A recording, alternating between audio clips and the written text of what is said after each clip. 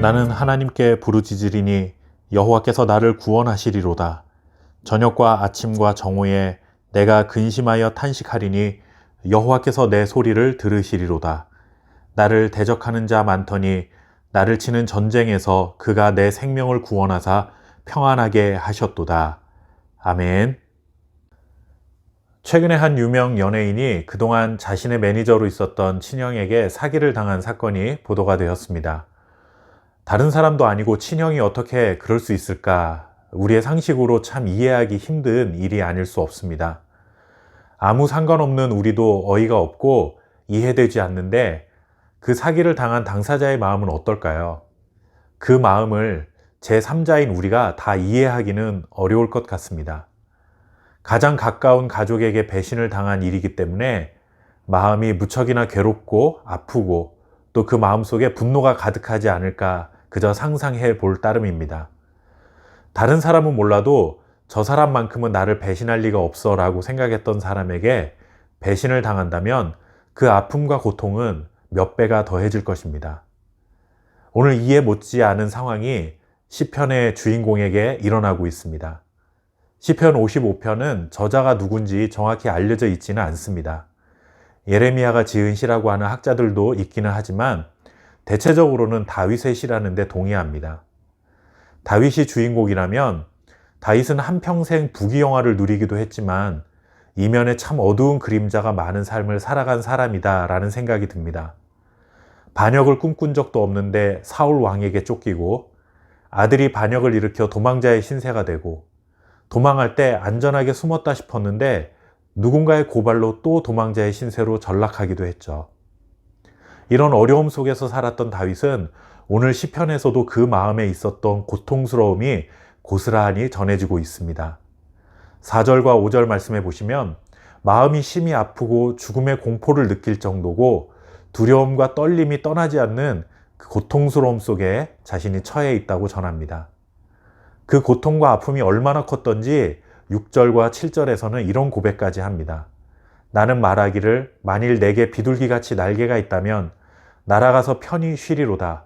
내가 멀리 날아가서 광야에 머무르리로다. 만약 나에게 비둘기처럼 날개가 있다면 광야로 날아가서 거기서 편히 쉬고 싶을 정도다 라고 고백합니다. 여러분, 광야라는 곳이 과연 편히 쉴 수 있는 곳입니까? 절대로 그렇지 않습니다. 광야는 황량한 곳입니다.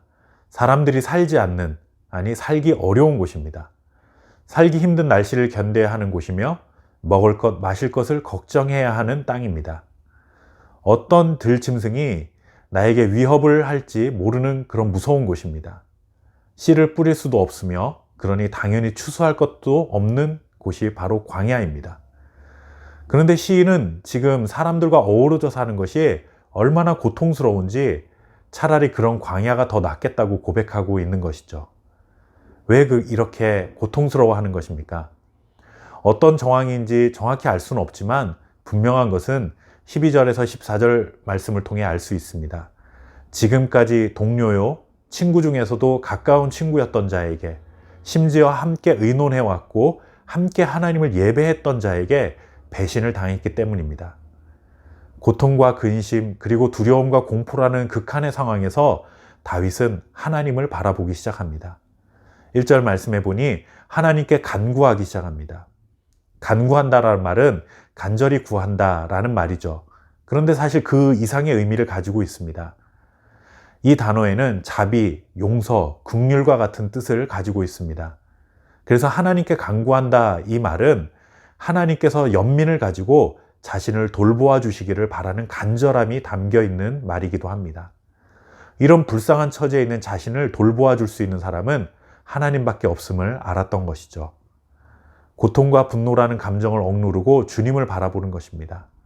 하나님의 돌보심을 구하면 하나님이 구원해 주시고 모든 환난으로부터 보호하셔서 평안을 회복해 하실 것이라는 믿음으로 살아가는 것입니다. 우리도 살아가면서 다양한 감정의 소용돌이 속에 살아갑니다.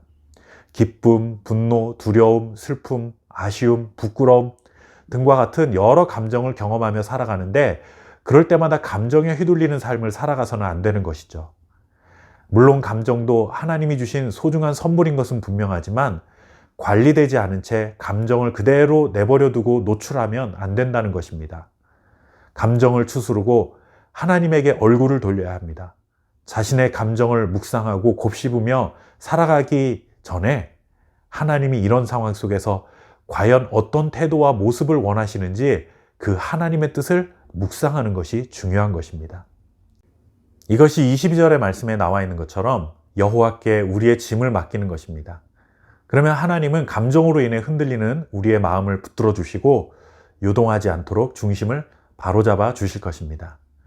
감정에 휘둘려 중심을 잃은 배처럼 요동치는 삶이 아니라 하나님의 뜻에 마음의 중심을 두고 살아가는 저와 여러분 될 수 있기를 간절히 바랍니다. 감사합니다.